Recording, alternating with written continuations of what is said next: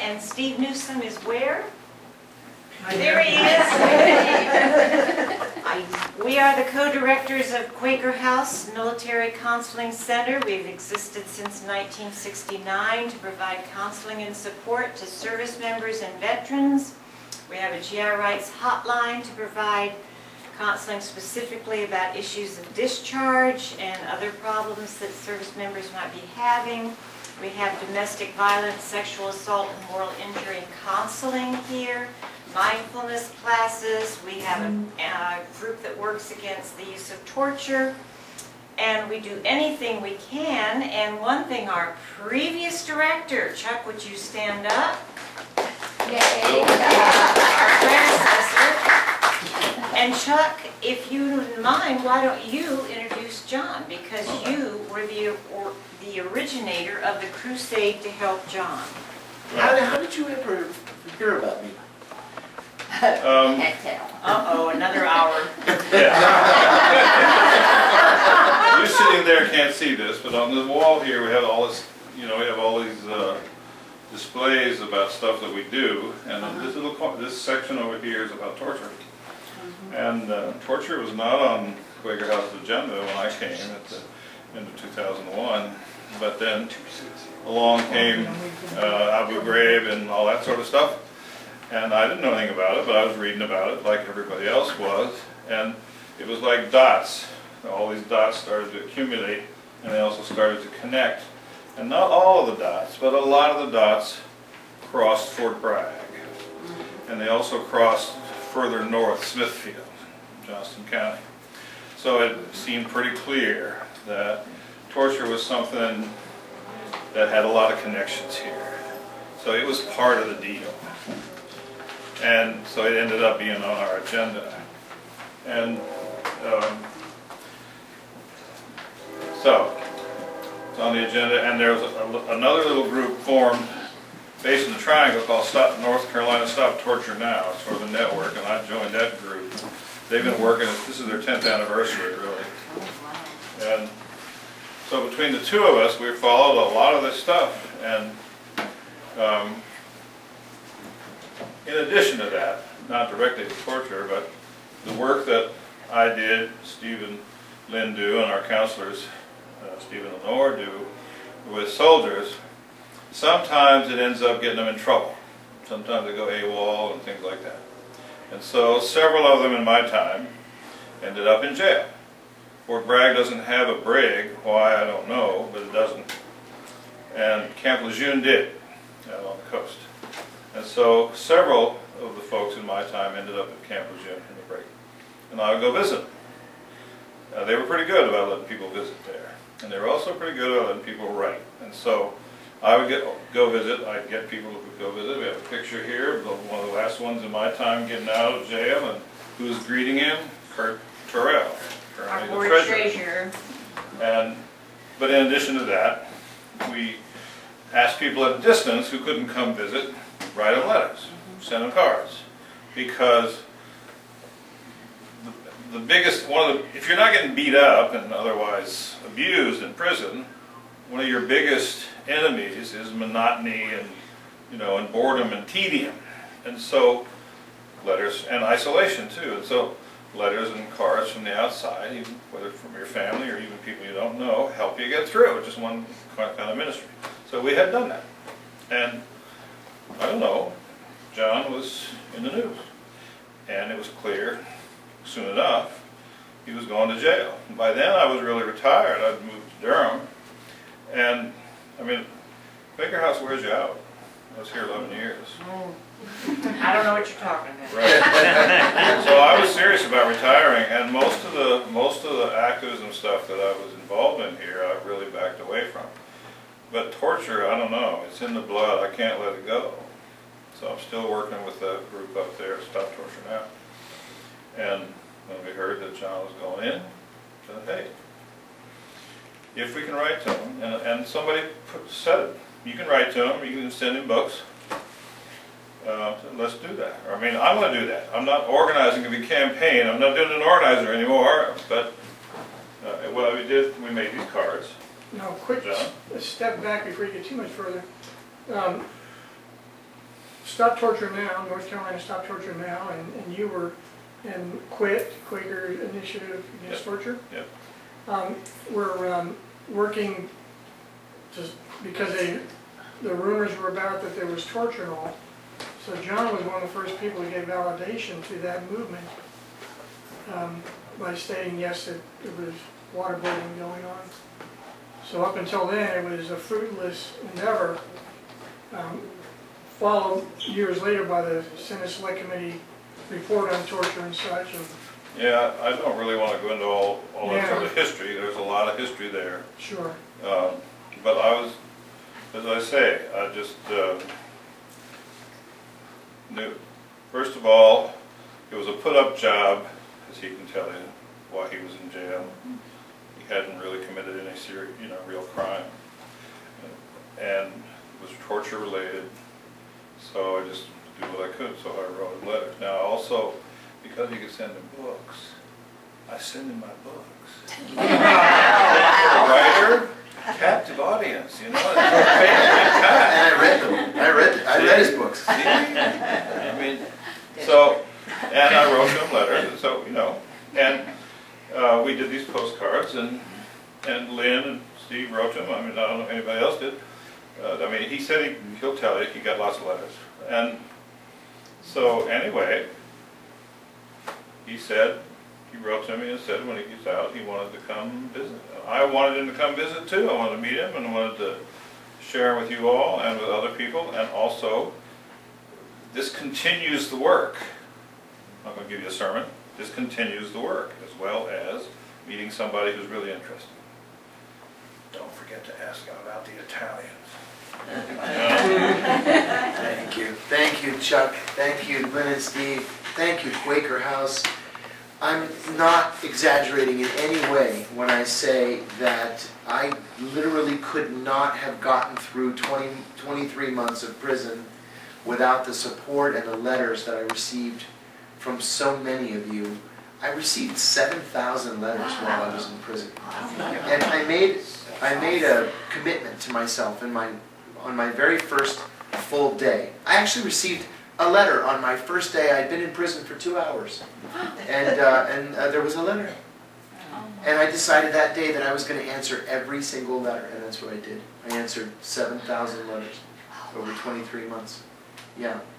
Which was completely against the rules because you're only allowed to buy 1 book of stamps a week.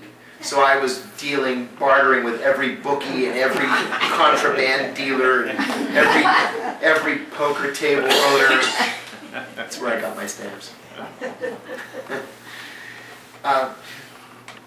But Chuck is right. I never envisioned myself ever in any way being in a situation like this.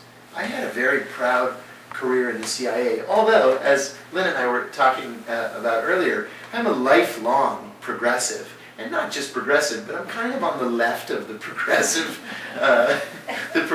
bent. I had a long career in the CIA, but I was still friends with Pete Seeger and Ralph Nader and a lot of other people that I met over the years. But I've always said too that liberals are patriots, and the Republican Party does not have a monopoly on patriotism. I love my country, and I wanted to serve it. My grandparents came here. My dad's parents in 1931. My mom's parents in 1934, and to hear my grandfathers tell the story, it was Franklin Roosevelt who personally waited for them at Ellis Island and gave them a passport and gave them jobs. And because of that, we owed the country something. And so public service was always very, very important in our house. My father was drafted at the very tail end of the Korean War and told me that if I ever joined the military, he would kill me and he would disown me. So I never had any ideas about joining the military, but I wanted to do something. And then in graduate school, I had a professor, an advisor, who was actually undercover as a professor.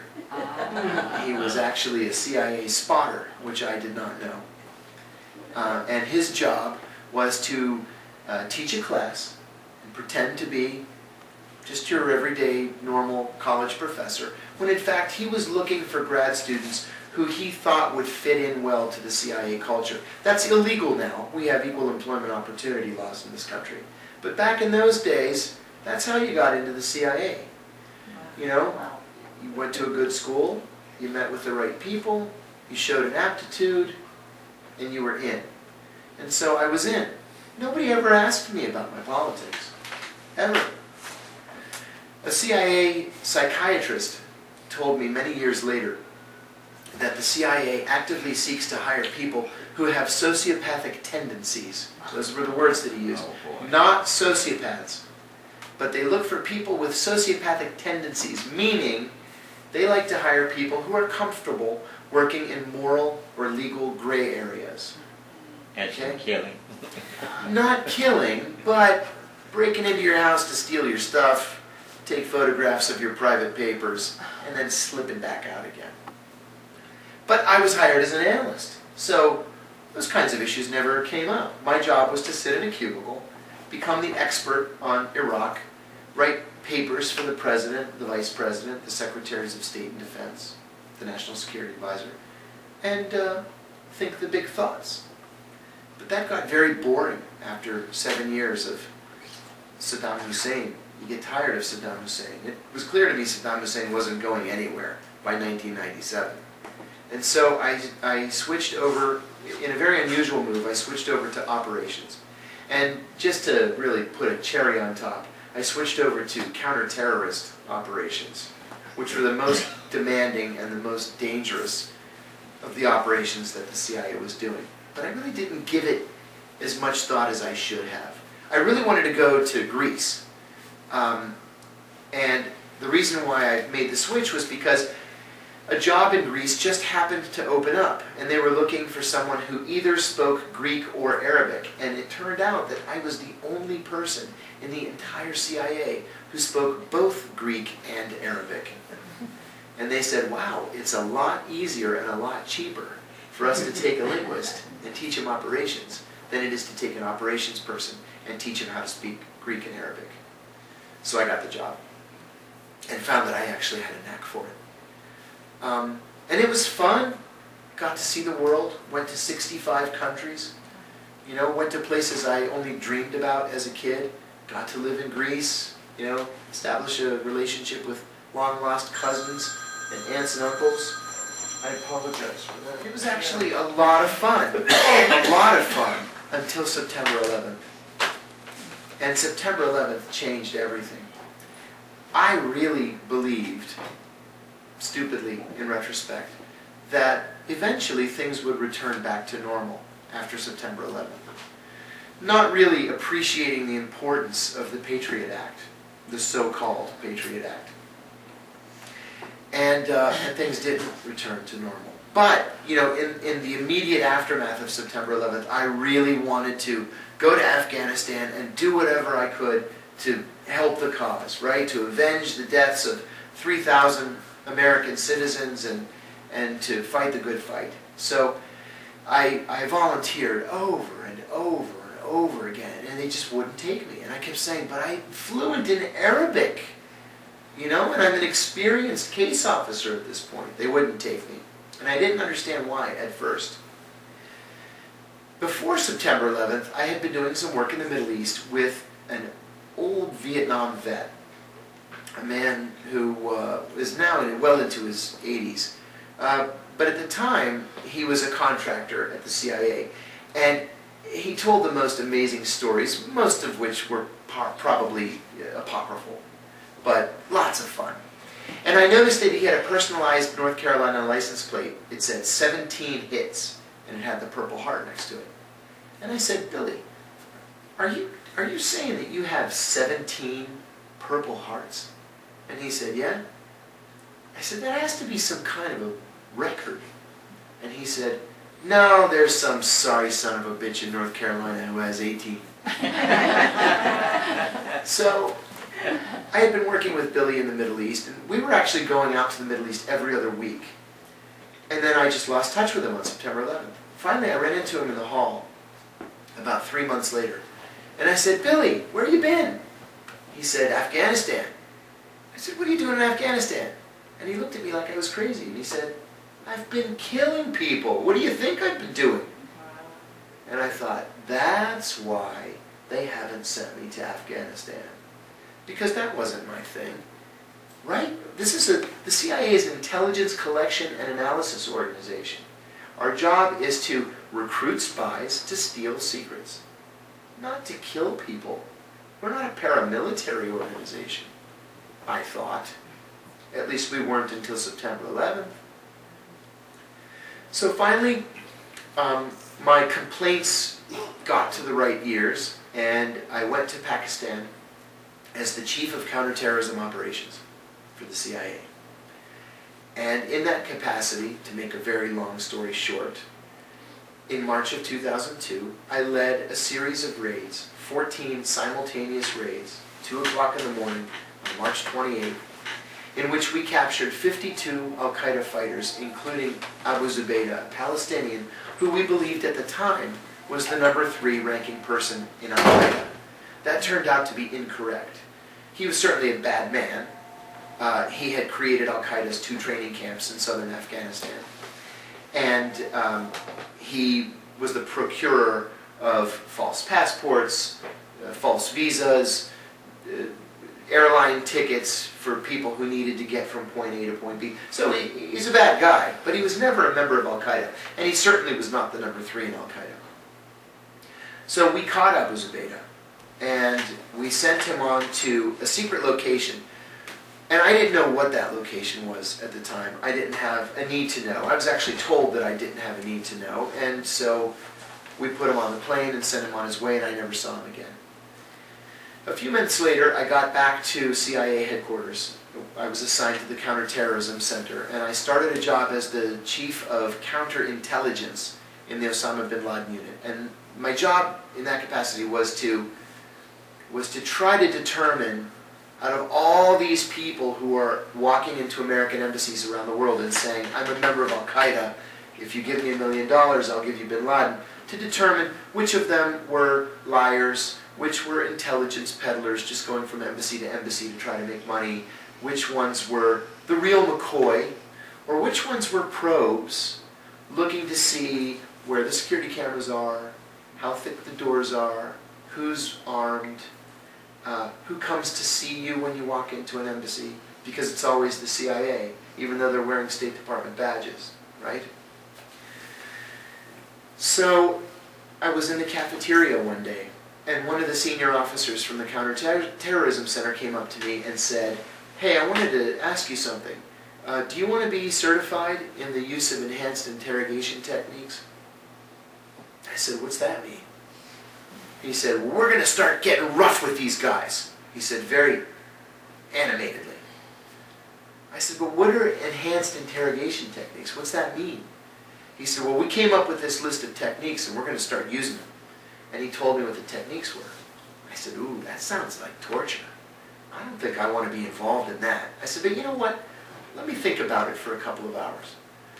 So I went up to the CIA's 7th floor, the executive floor, and I was friendly at the time with a very senior CIA officer under whom I had served in the Middle East. And I said, hey, listen, I was in CTC, and they approached me, and they asked me if I wanted to be involved in this. What do you think of this? And he said, and I've said this in the past, he has repeatedly denied that this conversation ever took place because he's come out publicly in support of torture. He was not in support of torture. He was opposed to it. But, you know, there's this, you know, the police say the thin blue line. Same thing in the CIA. He told me, first of all, let's call it what it is. They can use whatever euphemism they want, but it's torture. And torture is a slippery slope. And you know what's going to happen. An officer is going to kill somebody during an interrogation. And then there's going to be a congressional investigation. And then there's going to be a Justice Department investigation. And somebody's going to go to prison. He said, do you want to go to prison? And I said, no, I don't want to go to prison. Well, it turned out I'm the only one that went to prison. But I said, no, I don't want to go to prison. So I went back downstairs and I told this senior CIA guy, I'm not interested. It's torture. I have a moral problem with it. I don't want any part of it. He had approached 14 people. 2 of us said no. And of the 2, one changed his mind and ended up doing the training and then actually torturing people. I was the only one who said no. So I resigned from the CIA 2 years later and went to work in the private sector. I took this secret with me. I didn't say anything for 3.5 years. No, that's not right. I didn't say anything for 4.5 years. I said 3.5 earlier today. And then in December of 2007, Brian Ross of ABC News called me, and he said, I have a source who says you tortured Abu Zubaydah. I said, that is absolutely untrue. I have never tortured anybody. I didn't lay a hand on Abu Zubaydah. In fact, I said I was the only person who was kind to Abu Zubaydah. And he said, well, you're welcome to come on the show and defend yourself. And I thought, so I'm thinking about it over the course of this week. And then a couple of days after I spoke with Brian Ross, President Bush gave a press conference in which he looked directly into the camera and said, we do not torture. And I said to my wife, who was also a CIA officer, he's lying.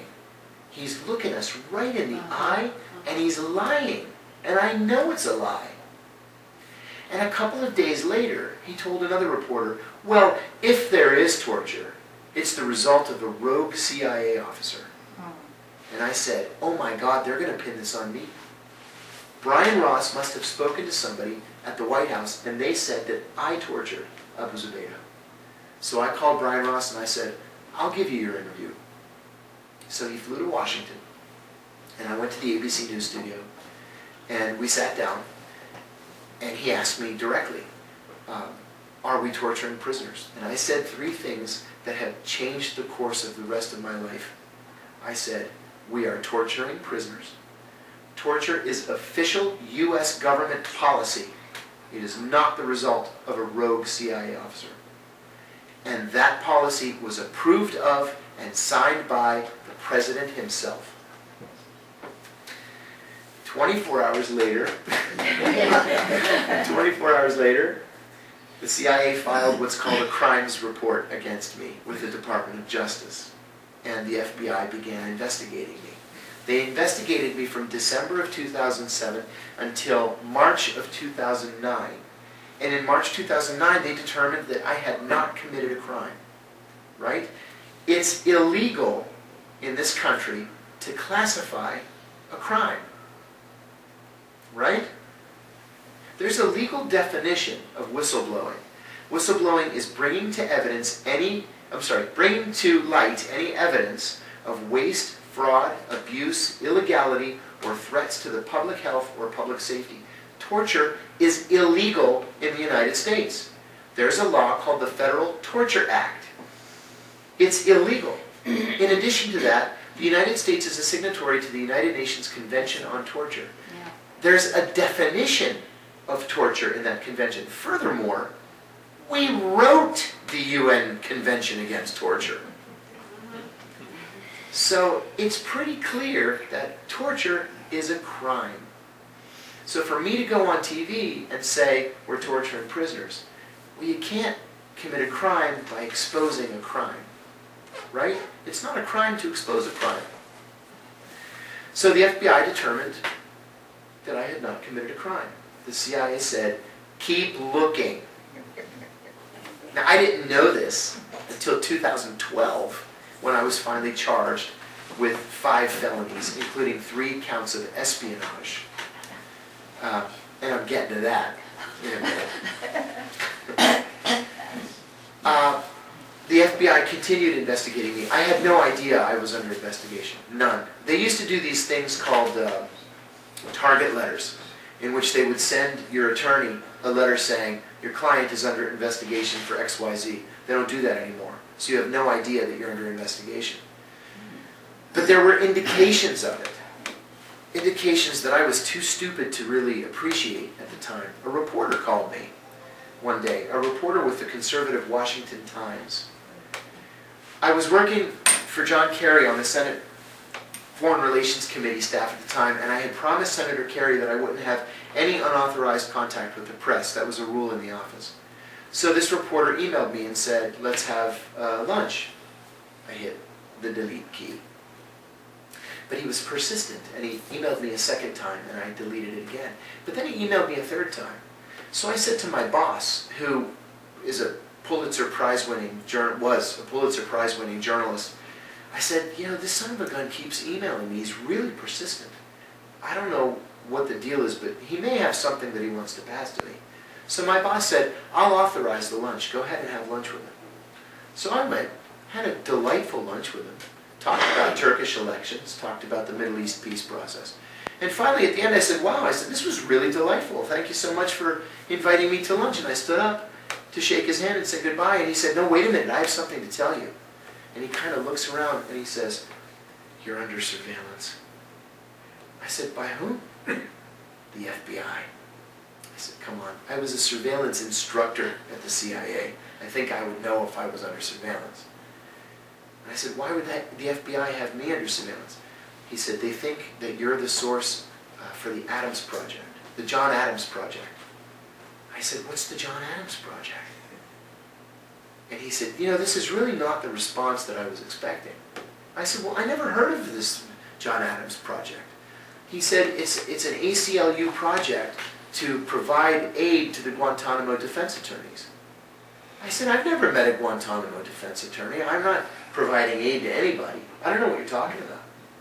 And he said, wow, okay, my mistake. He said, I have a source in the FBI. He laid it all out for me. I guess I'm just wrong. I said, okay, well, thanks for lunch. Well, it turned out I was under surveillance. Not only was I under surveillance, but they were listening to my phone calls, and they were intercepting all of my emails. I had no idea. So I went back and I told my boss what had happened, and he said, oh no, he said, I don't believe this, because if you were under FBI investigation, I was a senior staff member of the Senate Foreign Relations Committee, the most important and prestigious committee on Capitol Hill, working directly for the chairman, right, a former Democratic nominee for president of the United States. He said, if you were under FBI investigation, they would have told Senator Kerry as a courtesy, and he would have told me. Well, they didn't tell Kerry anything. Which didn't keep Kerry from running screaming from the room when I was finally charged. Thanks a lot, John Kerry. Fake liberal. Anyway, let me tell you about John Kerry. You know the famous story about how he threw his medals over the White House fence, right? When he came home from Vietnam, during a protest, he threw all of his Silver Star, 2 Bronze Stars, Purple Heart, threw them over the White House fence. First time I ever went into his office, you know, his office is like it's a shrine, it's a chapel, a shrine to John Kerry. So there's a credenza when you first walk in, and there's a picture of he and John Lennon in an embrace, right? And then there's he and Peter, Paul, and Mary. And then there's a shadow box with his medals in them. Uh-huh. It was all a big fake publicity stunt. You got the back? I said to my wife, I said, no, it wasn't my wife, it was my mom, when I first started working for him. I said, you know, he's not nearly as liberal as people think he is. He's actually quite conservative. And really, he can out-hawk the best of those hawks in the Senate Foreign Relations Committee. Anyway, totally different story. Sorry for my digression. So, I made a mistake in the summer of 2008. A journalist who was writing a book about the CIA's rendition, detention, and interrogation program asked me, he sent me an email with a dozen names, and he said, can you introduce me to any of these people? I'm writing a book about this CIA kidnapping in Italy. And I said, you know, kidnapping really wasn't my thing. I really didn't associate with the kidnappers at the agency, so I don't know any of these people. And they always get their man, I mean, whether he's innocent or not, or guilty or not rather, they always get their man. So he, a couple weeks later, sent me another email saying, what about these dozen names? Can you introduce me to any of these people? And I said, no, I don't know these people. I said, look, you know this issue so much better than I do. I really can't help you. And then he said, well, what about the guy you mentioned in your book? And there was a short story in my book where I had run into a former colleague on the tarmac as we were loading Abu Zubaydah onto the plane. And I said, he said to me, I think his name is John. And I said, oh, sure, that's John Doe. I said, I don't know whatever happened to him. He's probably retired, living in Virginia somewhere. That was a felony. That was a violation of the Intelligence Identities Protection Act of 1981. Okay? I'm only the second person in American history to be charged with violating the Intelligence Identities Protection Act. Now, the Intelligence Identities Protection Act was created to stop the next Philip Agee, who wrote a book exposing hundreds of names of CIA operatives, at least 2 of whom were later killed after Agee had outed them. The author of the IIPA is Dr. Morton Halperin, famously of Richard Nixon's enemies list. Mort was the head of the ACLU in the early 1980s, and he co-wrote that law in order to try to protect civil liberties. When I was arrested and charged, Mort called my attorneys and volunteered to testify on my behalf for free, saying that this is not why we wrote the Intelligence Identities Protection Act. This arrest, he said, in this case is a political case, not a criminal one. There was also a journalist who said that he knew that the reporter had already had the name, and that's how he had the first name. He was baiting me for a confirmation of the last name. But he had already gotten the name from a New York Times reporter with whom he was having an affair. And the New York Times reporter had gotten it from, we later learned, 10 months later, from a disgruntled former CIA officer who had been fired from the counterterrorism center in 2007. The FBI had all this information, and they knew that this disgruntled officer had provided 15 names and addresses of CIA officers involved in the torture program. In fact, when I was being interviewed by the FBI, and I'll get to that in a minute, this is a story I have not told. They showed me 15 photos, like surreptitiously taken photos, and said, "Do you know any of these people?" Well, I didn't know a single one of them. And I said, "I'm sorry, guys. I said, I don't know who any of these people are. Can you give me their names?" Well, they gave me their names. I said, "I don't recognize any of those names." In fact, I said, "Are these pseudonyms or are they actual real names?" Because we use both at the CIA. They said, "No, these are true names." I said, "I don't know these people." Well, it's because this disgruntled officer had provided all these names to the press, not to the press, but to the reporter, who was actually secretly working for the Guantanamo defense attorneys at the John Adams Project. The FBI knew I hadn't given the names. But the reason they didn't arrest this other officer was because he hadn't blown the whistle on torture. And they let him get away with it. David Petraeus leaked the names of 10 covert operatives to his girlfriend, and then lied to the FBI about it, ironically, on the day of my sentencing. But he wasn't charged with any such crime, because David Petraeus didn't blow the whistle on torture. And that's why I was always certain that mine was a political case. Even one of my attorneys said, "This case is so much bigger than John Kiriakou. This case comes down to basic constitutional rights and civil liberties." And he said, "I urge you to go to trial." And I said, "Oh, I'm going to trial." Right? They charged me with 3 counts of espionage, 1 count of violating the IIPA, and 1 count of making a false statement. And we were never actually sure what the false statement was supposed to have been. It ended up being dismissed anyway. The 3 espionage counts were actually very novel. The CIA sent an attorney to court for one of my hearings. And this attorney said, "Your Honor, we've asked the Justice Department to charge Mr. Kiriakou with espionage because he revealed to a New York Times reporter information that was classified at the top secret code word level." And my attorneys and I are looking at each other like, "What?" And I'm thinking, what did I say? I don't remember saying anything. I remember having lunch with that New York Times reporter. We talked about torture, but I don't remember saying anything classified. And he said that the CIA had asked the Justice Department to declassify the information solely for the purpose of prosecuting me. And the information was that after the September 11th attacks, the CIA was trying to kill or capture members of Al-Qaeda. Wow. Top frickin' secret. We all have And the judge is They nodding. should have arrested Bush when he was. Yeah, they should have arrested Yeah. Bush. Yeah, they still should. The other Yes. two espionage charges were this, and they were equally ridiculous. This New York Times reporter was seeking to interview a former colleague of mine who had never been undercover. He was an overt CIA officer, which most analysts are. He was an analyst. So he asked me, do you know how I can get in touch with this analyst? I said, boy, ever since I came out against torture, he has stopped speaking to me. So I don't stay in current contact with him. But you know what? I said, I know he resigned from the agency, and I think I have a business card that he gave me. So I photocopied the business card and I sent it to him.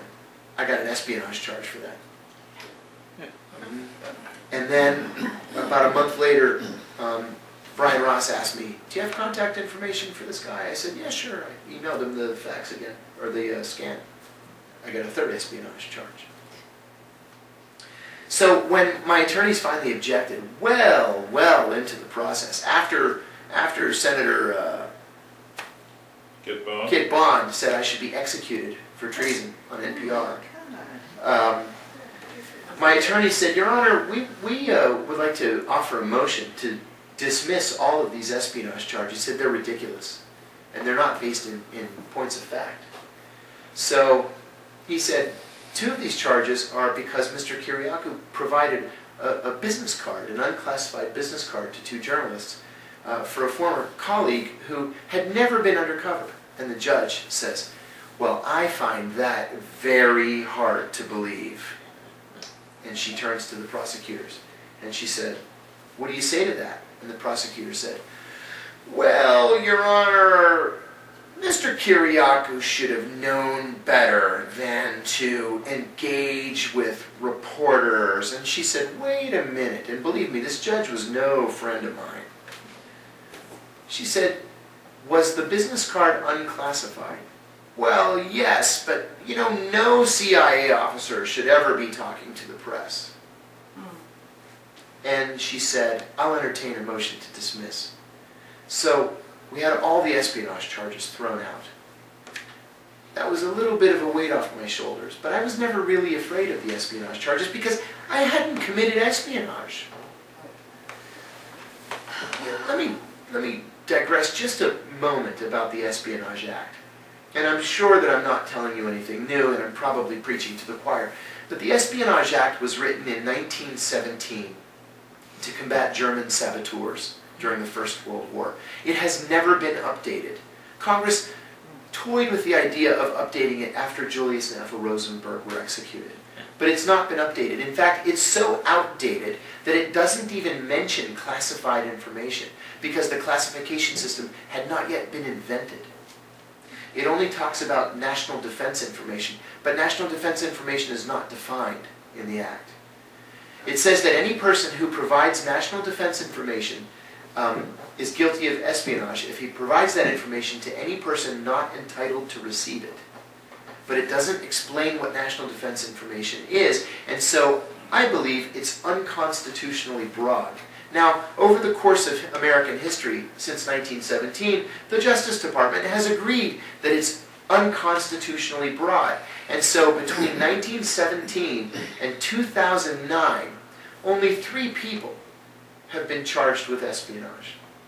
Since Barack Obama was elected president, 9 people have been charged with espionage, none of whom have been accused of providing national defense information to any foreign government. These are only people who have spoken to the press. Is that really espionage? The most heinous crime in our Constitution, save perhaps treason? Really? Do you know the weight on your shoulders when you're carrying an espionage charge? I wanted to jump in front of a subway train. Seriously, literally. I was watching the train come through the tunnel and I thought, I can't do this. I can't fight this. 45 years in prison? I have 5 kids at home. How am I going to make it through this? But I didn't. I said, no, I'm not going to give them the satisfaction. That's what they want me to do. That's what Aaron Swartz did. They charged him. Aaron Swartz was one of the creators of Reddit. They charged him with like wire fraud or some crazy And the poor kid went home and killed himself.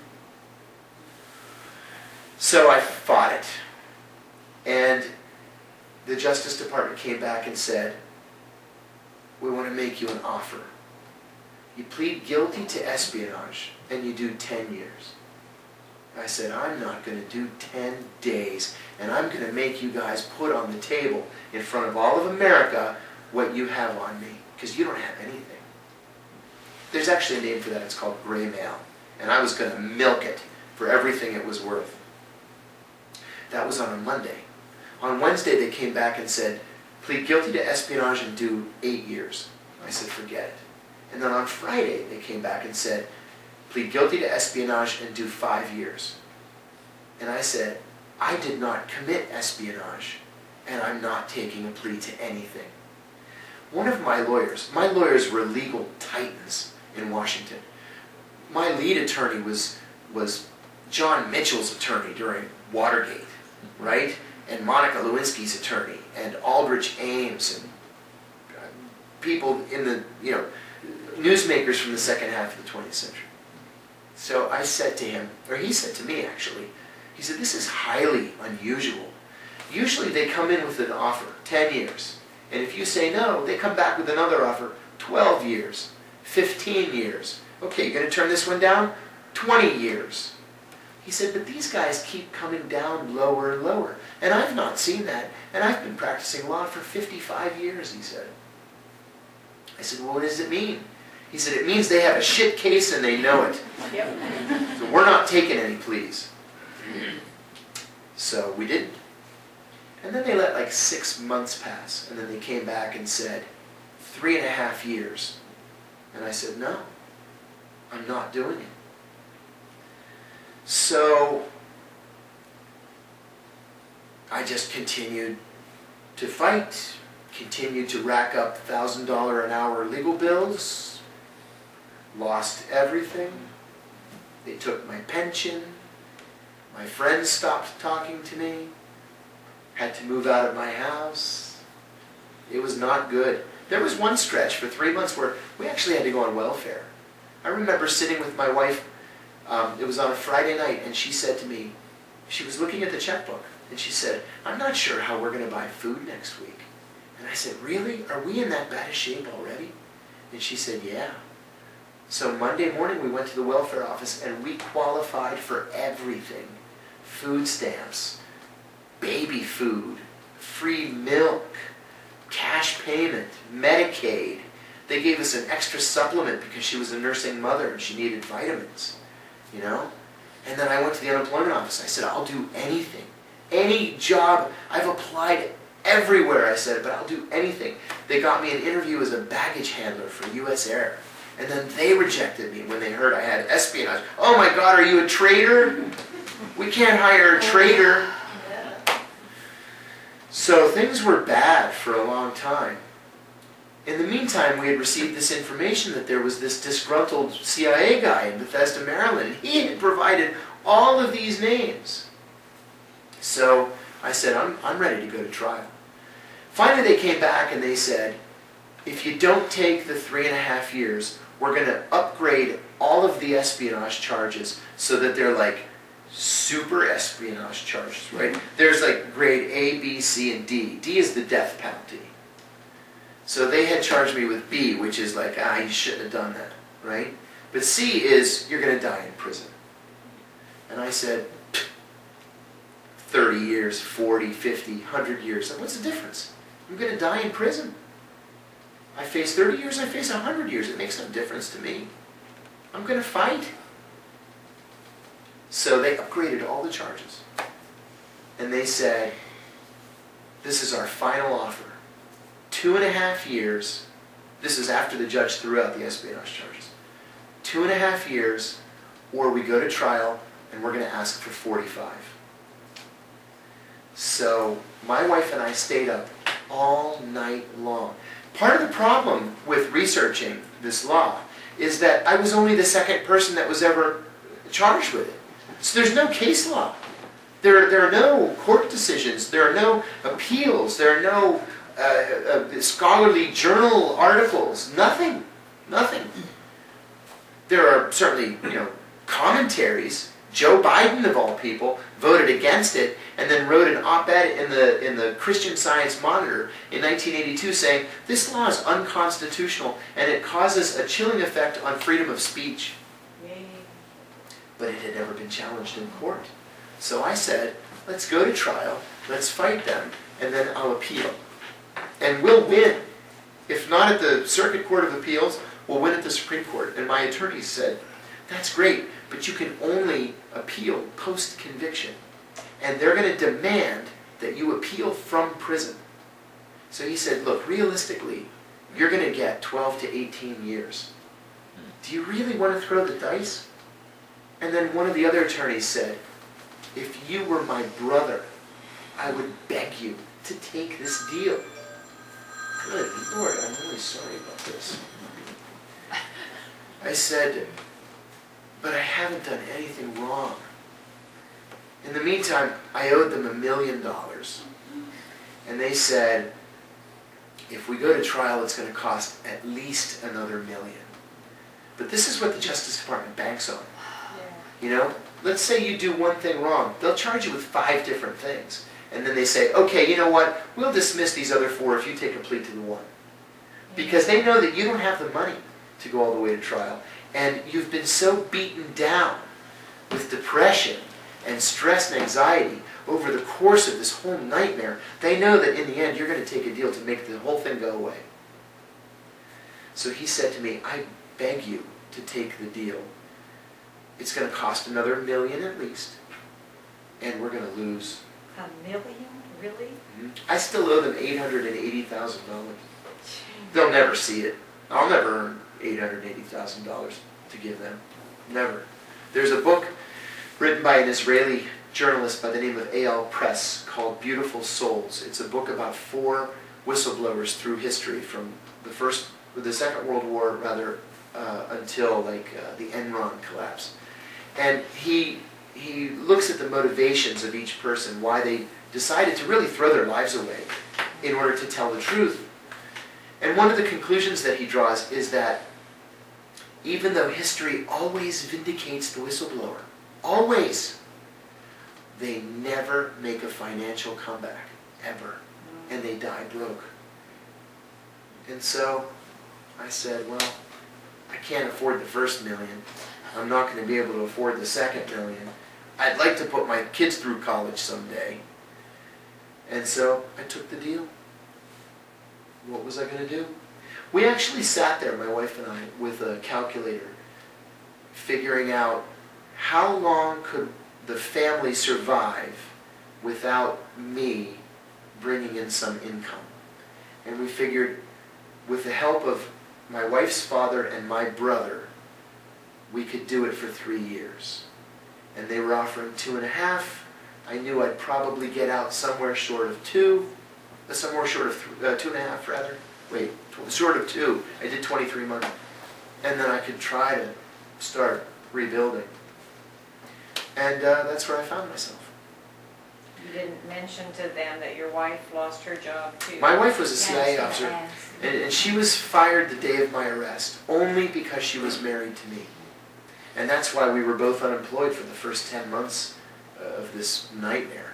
She finally found a fantastic job and has thrived in it, which has taken the pressure off of me. I thought I would be able, when I got out of prison, to just step right back into my life and hit the ground running again. And that's just not how it works. First of all, I didn't even realize how depressed I was when I got home. I just thought, oh, thank God, I'm home. Not really home. I'm in this terrible rental house. But, I'm with my family, and I can see my home across the street over there. And I'll get back there maybe in the next couple of years. But, I'm a convicted criminal. I'm a convicted felon. Lost my pension. Lost my civil rights. Can't vote until 2023. And that's if the governor tells me I'm allowed to. What was the charge that you finally pled to? Intelligence Identities Protection Act. Yeah. So, time to rebuild. But one of the things that I wanted to do, one of the very first things that I wanted to do was to come down here and thank all of you for the support, the cards to the president, The letters, couldn't have gotten through it. Had no idea what friends I had. No idea. My wife says all the time, she said, in a way this has really been a blessing, because she said, you've always had to hide your politics, which is true. I always kept my mouth shut at the CIA. When people would talk about those effing liberals, why do they hate America so much? I would just sit there. War criminal. Mind my own business. And she said, and you have the most wonderful and committed friends. I was telling Lynn about an hour ago that Medea Benjamin, who's one of the co-founders of Code Pink. Yeah. Well, actually, let me tell you the first time I ever heard of Medea Benjamin. Senator Kerry asked me to do a hearing. You're like a producer. You just make sure the trains run on time, right? To do a hearing on I forget what. And I invited the chairman of the Joint Chiefs of Staff to come and talk. It was about Afghanistan. So I invited the chairman of the Joint Chiefs of Staff to come and talk. And I noticed all these women wearing pink t-shirts. And I thought, well, that can't be a coincidence. But who are these people? So I leaned over. I was sitting directly behind Kerry. I leaned over. I said, who are all these women wearing pink t-shirts? And the guy next to me said, it's Code Pink. I said, what is that? Because again, I had been sort of sequestered at the CIA. I wasn't paying attention to what anybody else was doing. And he said, oh, it's a peace group. They oppose the Iraq War. They disrupt our hearings all the time. He said, very angrily. So the hearing's going on, and the chairman is sitting there. He has so many medals it just kind of weighs him down. And he's got the 4 stars on each shoulder, and he's a very handsome man, very dignified. And then Medea walks up to him, and she throws $101 bills into the air, and she shouts, "No more blood for oil!" And then all the other Code Pink women start chanting and yelling. And without realizing it, I finally noticed that I was smiling. And I looked around and nobody else was smiling. So I'm watching this thing unfold, and Senator Kerry turns around and he said, "You think this is funny?" And I said, no, I don't think it's funny. "You think she's funny?" he said. I said, "No, I think she's very courageous." "And who has the guts to throw $101 bills at the chairman of the Joint Chiefs of Staff?" I said, "She's very courageous." He said, "You keep your opinions to yourself." And I thought, wow, feels a little threatened, it seems. That was the first time I ever heard of Medea Benjamin. Well, when I got arrested, Code Pink was right there next to me. And they had a going away party for me. The heiress to the Pittsburgh plate glass fortune rented the roof of the Hay Adams Hotel, the finest hotel in all of Washington. And it was just a giant conglomeration of just the hard left from around Washington. Code Pink and the Institute for Policy Studies and some lesbian group I never heard of, and a couple of CIA dissidents who had quit years ago and denounced the place. And they even did this song. Do you remember the old Peter, Paul, and Mary song, "Have You Been to Jail for Justice"? It's an awesome song. But they changed the words to, "Do you know John Kiriakou?" And it was so much fun. I was leaving for prison the next day. But it was so much fun. And the Washington Post covered it. And they interviewed me. And I said, "I am unbowed. I have nothing to be ashamed of. Mine was a political case. It was because I blew the whistle on torture. And I am not going to let them defeat me." That just pissed them off. I didn't care. So the next day, my attorney, one of them, Jesselyn, Radack, Tom Drake, the NSA whistleblower, Daniel Ellsberg, my cousin, and his son-in-law drove me to prison and dropped me off. And so I went in and I said, "My name's John Kiriakou. I'm here to report to prison." And the guy said, "Okay, We go outside. They wave goodbye. Jesselyn's crying. Okay, goodbye. I said, don't worry. I'm going to the minimum security camp. It's going to be easy. I said, goodbye. Thank you. Goodbye. We start walking around to the back of the prison. I said, no. I'm supposed to be at the camp across the street. That's what the judge said. The guy says, not according to my paperwork, you're not. And the judge's opinion doesn't mean anything in the Bureau of Prisons. You're going to the prison. And I thought, oh my God, I'm going to the actual prison. The one with the guard towers and the concertina wire. I'm not going to be working at the university in town, right? Mowing the lawn or whatever it was I thought I was going to do. I'm going to be in the actual prison. So I said, well, take it easy. There's nothing you can do. I didn't have telephone access for 5 days. So when I finally got telephone access, I called my lawyer and he said, we could file a motion. We might get a hearing date in 2 or 3 years. You're just going to have to tough it out. So I did. But one of the things I set out to do, and I ended up doing very successfully, was to make strategic alliances in prison. We were talking about it at dinner.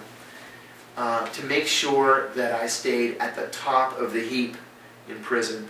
Again, I was not going to be cowed or institutionalized, and I would show respect when I received respect.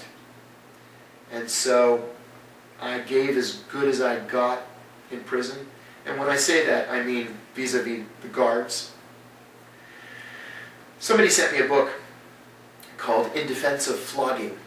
It was written by a professor, Dr. Peter Moskos, a professor of criminal justice at John Jay College. And he said that the Bureau of Prisons is really little more than an employment agency for unemployable, semi-literate, rural white men. And that is exactly what the Bureau of Prisons is. These are losers who came out of the military, can't do anything else. They were bullied as kids, so they're going to take it out on this guy now, because this guy can't fight back. And so, as my wife says, you have the nastiest passive-aggressive, and that's how I was. They gave it to me, I gave it right back to them. One time, a guard got into my face, and he said, in his stupid white trash cliche way of speaking, "This is my house." And I said, "This is my neighborhood. Do you know who I am? Do you know what I've been trained to do? You really want to go down this road? Let's do it, because I'm not going to be here long, and I know where you live." I should have gone to solitary for 6 months for that. Instead he said, "I'm sorry, I overreacted. I shouldn't have talked to you that way." I said, "Yeah, don't let it happen again." There was another guy, another guard named Blue, who had a reputation as being a sadist. In fact, he was the only guard who wore a stab vest under his jacket because he was so abusive that he just assumed somebody would stab him eventually. But he was always respectful to me. I became very close to the Italians, and when I say Italians, as we were saying earlier, I mean Gambino, Bonanno, Genovese, Lucchese, those Italians. And one of my Italian friends said to Blue, "Oh, hey Blue, you're working up in Central Unit? My friend John's up in Central Unit." And he said, "Is that the CIA guy?" And my friend said, "Yeah." And Blue said, "I never mess with that guy." And my friend said, "Yeah? Why?" And he said, "Because that's all I need. I mess with him, I work my 8-hour shift, I go outside, and CNN's standing next to my car." I said, "You're damn right they're going to be standing next to your car." So they never messed with me. How much time do we have? We should probably take questions. Yeah, let's get it. It's 8 o'clock. Yes, sir. Your attorney, Jesselyn Radack? Radack, yes. Was she the one who was forced out? Yes. Yes, Jesselyn Radack, one of my attorneys. I had 11 attorneys. One of them was President Reagan's Deputy Attorney General, Bruce Fein, a champion of civil liberties. Spoke to him this morning, as a matter of fact. He's a giant in Washington. Anyway, Jesselyn Radack was one of my attorneys who handled whistleblower, we called it press outreach. It took her a year of hard, full-time work to get the mainstream media to stop calling me CIA leaker John Kiriakou and to start calling me CIA torture whistleblower John Kiriakou. It was hard work. But Jesselyn had been the director of ethics at the Justice Department immediately before and after September 11th. And in early 2002, there was an uprising at Kiriakou fort in northern Afghanistan in which John Walker Lind, an American citizen, was captured. So as soon as they captured him, somebody from the Pentagon called Jesselyn and said, "What can we do with this guy? He's an American citizen." And Jesselyn said, as clear as day, "You have to read him his rights." Right? Well, they didn't, even though she said it. And she put it in writing. Further to our conversation earlier, you have to read him his rights. So they didn't. And of course, he incriminated himself. Right? He's been shot in the stomach. You're withholding pain medication. And you're telling him, "Well, we'll give you the pain medication and we'll take the AK-47 round out of your stomach if you confess to your crimes." And he said, all right, I joined the Taliban. All right, okay, please give me my medicine. That's illegal. It's unconstitutional. Unethical. It's unethical. And the director of ethics at the Justice Department said, "You can't do that. You have to read him his rights." So, a couple of days later, Attorney General Ashcroft gave a statement saying, gave a press conference saying that he read his rights, he waived his right to an attorney, and he issued a confession. That was a lie. He had not waived his right to an attorney, and he had not voluntarily given a confession. The confession was coerced. Well, there was a flurry of emails between Jesselyn and the interrogators and the military, and she said the file was this thick. Finally, she went to her boss and said, "We've got a real problem with this John Walker Lind case. The guy has never read his rights, and this confession can't be used against him in court." And remember, they were talking about charging him with treason, which I think wouldn't have held up because there had never been a congressional declaration of war against Afghanistan. And the Constitution is very clear that it has to be a time of war for a person giving aid and comfort to the enemy to be charged with treason. But people in Washington bandy about this word like it's nothing. Oh, he's a traitor. Well, you know what? You're accusing somebody of something that calls for the death penalty. Yeah, I don't do that lightly. I would never call someone a traitor. I would never say someone's committing treason, unless he was actually committing treason as defined in the Constitution. So her boss told her, "You need to just back off. This is political now, it's out of our hands, and you need to keep your mouth shut." So she went back to the file because she was going to make a copy of every email back and forth. The file had 2 pages of documents in it. There were 2 innocuous emails. It had been purged. And then she went to the computer to call them all back up so that she could print them. And they had all been deleted. So she called, God, what was his name? Mark Eisen something at Newsweek. It'll come to me. Mike Isikoff. Thank you. Mike Isikoff at Newsweek. And she told him what had happened. And he said, "Well, can you at least send me the 2 emails that are left?" So she sent him the 2 emails. And he said, "Do you want me to protect your identity?" She said, "Yes." So he wrote an article in which he said, "An anonymous source provided these emails. It appears that the file's been purged. Here's a scan of the emails," and it says, "From Jesselyn Radack, Office of Ethics, to, whomever." He had forgotten to black it out. So she was escorted out of the Justice Department and told she was being put on administrative leave. Then they called her and said, you need to hire a criminal defense attorney. So she hadn't done anything illegal. In fact, she was the one that was pushing to maintain the legality of the entire process. She was so upset by what was happening that she had a miscarriage. She was 6 months pregnant, and she had a miscarriage. In addition, Jesselyn has suffered from multiple sclerosis from a very young age. She was 22 when she came down with MS. And so she was really suffering and struggling through this whole thing. So she resigns from the Justice Department and she goes to work for one of the big law firms in town. And one of the partners went up to her and said, hey, we got a call from one of the assistant attorneys general saying that they're thinking about charging you with espionage because you had passed this information to the press.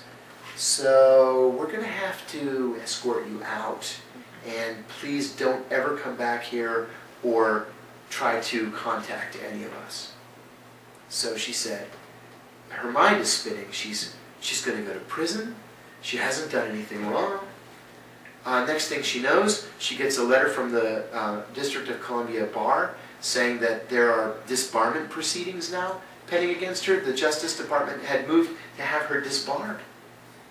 So she decided she needed to get away. She's going to go visit her mother in Connecticut. But guess what? They put her on the no-fly list because they said she was a terrorist sympathizer. She was sympathizing with John Walker Lindh, the American Taliban. And she said that she decided right then and there that because there was nobody to help her, once she got through this experience, she would devote the rest of her career to helping other whistleblowers. The first was Tom Drake. Tom had just a terrible story. Although he, NSA, right? NSA, I'll tell you that in a second. And I was the second. Since then, she's become a rock star in whistleblower circles. She's on TV constantly. She writes for the USA Today and for the Wall Street Journal. She's really at the forefront of whistleblower protection. Tom Drake, who's become also a dear friend of mine, was a senior executive in the National Security Agency. And Tom stumbled onto a program called Thin Thread, where he realized that NSA databases were being used to spy on American citizens, which, of course, is illegal and unconstitutional.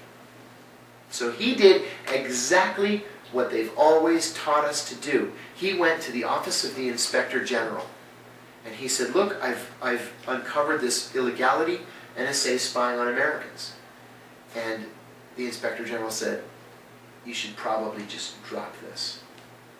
And so he went to the Office of the General Counsel, and they said, you should probably shut your mouth and walk away.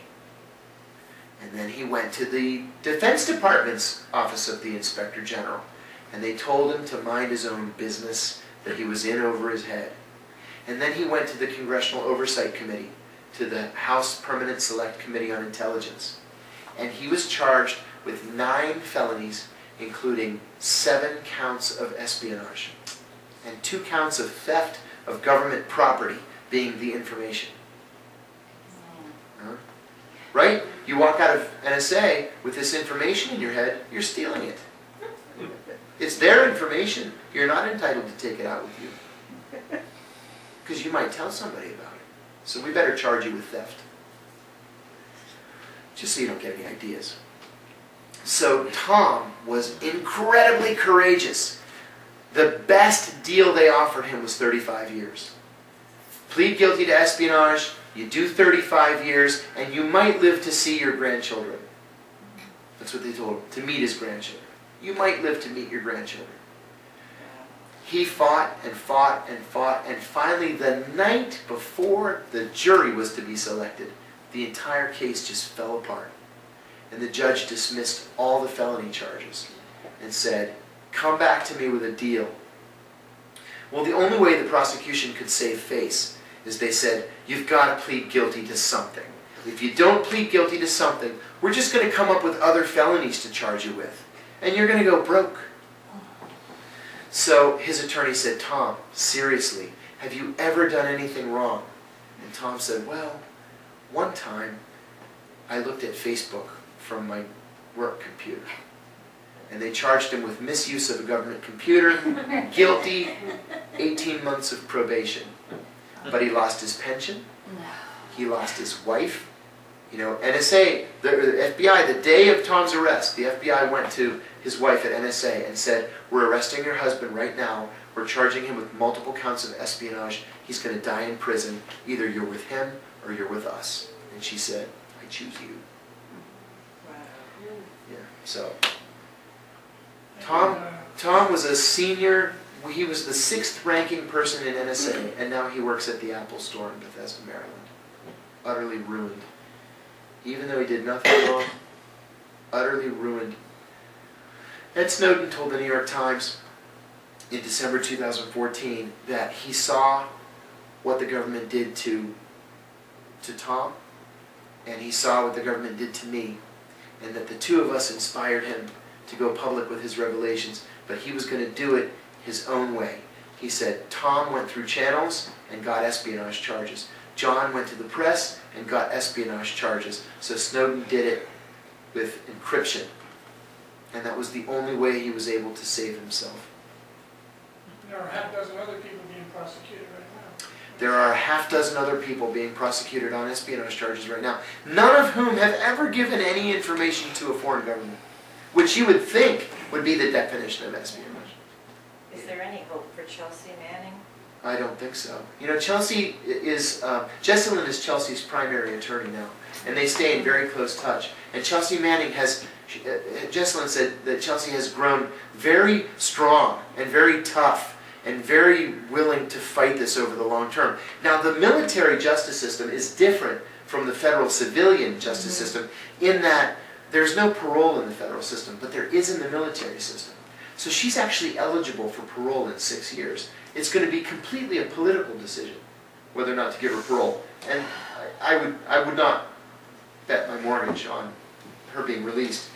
But Dan Ellsberg is leading an effort to raise $100,000 to pay Chelsea's appellate attorneys. See, Dan says, and this is really very important too, Dan says that since there have been so few espionage, true espionage cases in history, there hasn't really been a need to appeal them to the courts of appeal. So now that we have these politicized espionage cases, this is our chance to try to get one of the courts of appeal to rule it unconstitutionally vague, in which case Chelsea would be released from prison. This is really something that the Supreme Court needs to take up, but nobody until Chelsea has had standing to appeal it that far up the chain. So with $100,000 she can do that. And that's the goal right now. So it's Daniel Ellsberg and it's Norman Solomon at Expose Facts, the Institute for Public Accuracy. There's something like a third of the way there. But I think an appeal is going to happen. Yeah, I was going to add one more thing. Where do I even start? You know, as part of our job at the Senate Foreign Relations Committee, all of us would meet regularly with foreign diplomats, have lunch, talk about whatever happens to be in the papers. I got a call one day from a Japanese diplomat, and he was his portfolio was the Middle East, and I'm proud to say I used to be one of the American government's leading experts on the Middle East. So he said, oh, let's have lunch and talk about the Middle East. I said, great. I used to do it all the time. So we went to this restaurant on Capitol Hill and had a nice lunch. Talked about the Arab Spring and Tunisia and Egypt and what was happening in Syria. And then finally at the end of the lunch he said, so how long have you been with the committee? I said, I promised Senator Kerry I'd give him 2 years. It's been 2.5. I think I'm ready to move on. And he says, oh, no. And he whispers, I can give you money if you give me information. And I said, do you know how many times I've made that pitch? Shame on you, he said. It was so disrespectful. So I said, thanks, no thanks. I got up, I left. I went directly to the office of the Senate Security Officer. I said, I was just approached by a foreign intelligence officer. He says, is it that damn Russian again? And I said, no, actually, it was a Japanese of all people. And he said, really? I said, yeah, Japanese. He said, well, you know, sometimes they're a little on the aggressive side when it comes to economic intelligence. I said, well, here's what the guy did. So he said, do me a favor, write it up as a memo. They have a standalone computer there, so it doesn't have any viruses on it or anything. Write it up as a memo. I'm going to call the FBI and report it. I sat there, I wrote it up as a memo. He calls me, he said, the FBI is going to send 2 guys up day after tomorrow and they're going to want to ask you a lot of questions. I said, fine. I've worked with the FBI my entire adult life. So the FBI comes, 2 young guys, they look like they were in their 20s. And I told them what happened. They said, okay, here's what we want you to do. Call him back, invite him to lunch, and try to get him to tell you exactly what information he wants and how much money he's willing to pay for it. I said, okay. Idiot that I am. I said, you want me to wear a wire? And they said, no, we're going to put 2 guys at the table next to you, and then they can listen, you know, chain of custody, whatever. I said, okay, fine. I called the guy, I invited him to lunch. The FBI guys call and say, something came up, we're not going to be there, just write us another memo and tell us what he says. I said, fine. So we have lunch, I get the information, I write it up as a memo, I send it to the FBI, they call me back. They asked me to do it a 3rd time, and a 4th time, and a 5th time. So I did. So finally the guy says, I'm being transferred to Cairo, it's my dream job, I'm going to be the deputy chief of mission, it's a big promotion for me. I said, okay, congratulations, you know, good luck, safe travels. I get up, I walked out. That was in March of 2011. That was in April of 2011. A year later, we get discovery after my arrest. And we see in discovery that there never was a Japanese diplomat. He was an FBI agent trying to get me to commit real espionage. Oh my gosh. But I kept writing the memos and sending them to the FBI. So they couldn't charge me. Oh my goodness. We didn't realize until then. They knew that these espionage charges were made up. They also sent us memos between the CIA and the Justice Department. The CIA said, charge him with espionage. The Justice Department responds, but he hasn't committed espionage. And the CIA answers back, charge him and make him defend himself. So they thought, well, he hasn't committed espionage. You know what? We'll entrap him into committing espionage. And then we can really get the 35 or 45 years. But I kept reporting the contact. There's one thing that I would like to hear you say to this group that I read in Chuck's interview. And that is there still torture and extraordinary renditions going on? I think that there are most definitely extraordinary renditions. Does everybody know what an extraordinary rendition is versus a rendition? No? A rendition is, let's say I'm the chief of operations in Pakistan, and I go into an Al-Qaeda safe house and I catch you, and you're Egyptian. And I say, let me see your passport. You don't have a passport. You don't have a passport, and you don't have any plausible explanation for what in the world you are doing in an Al-Qaeda safe house in Pakistan, right? So I'm going to send you back to Egypt. That's a rendition. I render you back to your home country. An extraordinary rendition is, I go into this Al-Qaeda safe house, you're an Egyptian, I catch you, you don't have a passport or a plausible explanation for what you're doing there, and I send you to Syria, or Libya, or Morocco, or Jordan, where they're going to pull out your fingernails, and they're going to pull out your teeth, and they're going to rape your wife in front of you, and they're going to see what kind of information you give up. That's an extraordinary rendition. That is illegal, right? It's a violation of both U.S. law and international law, and we do it all the time. there's a Canadian professor by the name of Maher Arar. Maher is a naturalized Canadian. Somehow, one of the monsters in the CIA's counterterrorism center got it into her head that Maher Arar somehow was supporting Al-Qaeda. So Maher was flying from, I think it was London or Paris, to Toronto, but through JFK. So the FBI, at the behest of the CIA, snatched him off of the plane at the gate at JFK and sent him to Syria to be tortured. So this is a Canadian citizen with a Canadian passport in the United States, where most people would assume he has constitutional rights, like anybody does in the United States. We sent him to Syria, where he was tortured mercilessly for 18 months. We have not even so much as apologized to that man. It turned out, of course, that he was innocent. It was a mistaken identity. It was somebody with a similar name, right? All those Arabs look and sound the same, right? Time for a commercial. Okay.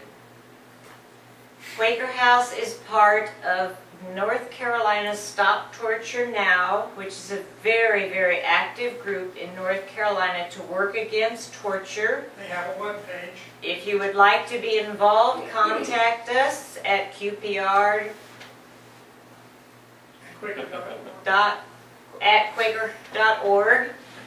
And we will put you in touch with the organization. It's been a very, very hard-working organization and has had very good results from what work has been done. So please think about being a part of this organization. Great organization. Again, I am forever indebted to Quaker House as an organization and to these wonderful individuals as people for helping get me through this. And this is not a one-shot thing for me. This is my life from now on. And I want to be involved with Quaker House, even from a long distance. I hope to be able to come down here again and help in any way that I can. Or just come down and have a good time. That too. Yeah, for a good time.